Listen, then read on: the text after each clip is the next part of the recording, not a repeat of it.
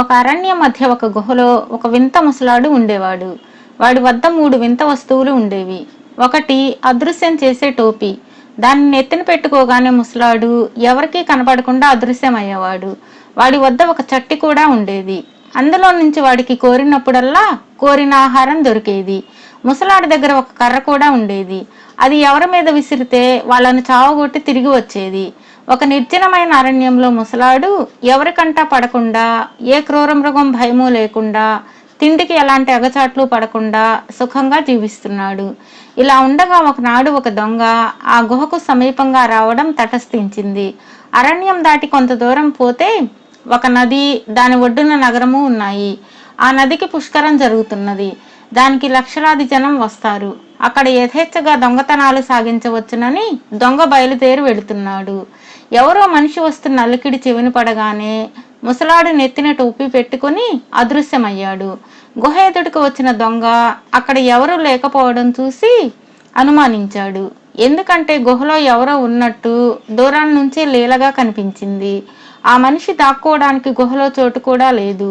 అందుకని దొంగ గుహను దాటిపోయినట్టే పోయి చుట్టూ తిరిగి వచ్చి గుహకు ఎదురుగా ఉన్న రాళ్ల గుట్టల వెనక దాగి రాళ్ల సందులో నుంచి గుహను జాగ్రత్తగా గమనించసాగాడు. ఇక భయం లేదనుకున్న మీదట ముసలాడు నెత్తిన ఉన్న టోపీ తీసి పక్కన పెట్టాడు. టోపీ రహస్యం దొంగకు తెలిసిపోయింది. అటువంటి టోపీ తన వద్దనే ఉంటే దొంగతనం ఎంత సులువుగానైనా చేయవచ్చు.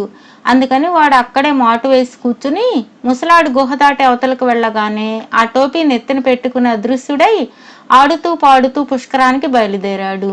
ముసలివాడు గుహకు తిరిగి వచ్చి తన టోపీ కనబడకపోయేసరికి పొందిన బాధ అంతా ఇంతా కాదు. ఇది జరిగిన తర్వాత ముసలాడు ఆకలి వేసి తన చట్టిని మూల నుంచి తీసి అందులో నుంచి తిండి తినసాగాడు. ఇది కూడా మరొక దొంగ కంటపడింది. బోర్లించి ఉండిన చట్టు నుంచి ముసలివాడు భోజనం ఎట్లా చేస్తున్నాడో దొంగకు అర్థం కాలేదు. అందుచేత ఆ రెండో దొంగ కూడా ముసలివాడు అవతలకు వెళ్ళిందాకా పొంచి ఉండి ఆ చట్టిని ఎత్తుకుని పారిపోయాడు.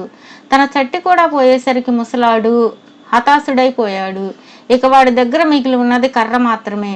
అది వాడి కడుపు నింపలేదు, వాడికి రక్షణ కూడా ఇవ్వలేదు, క్రూర మృగాల నుంచి కాపాడగలదు.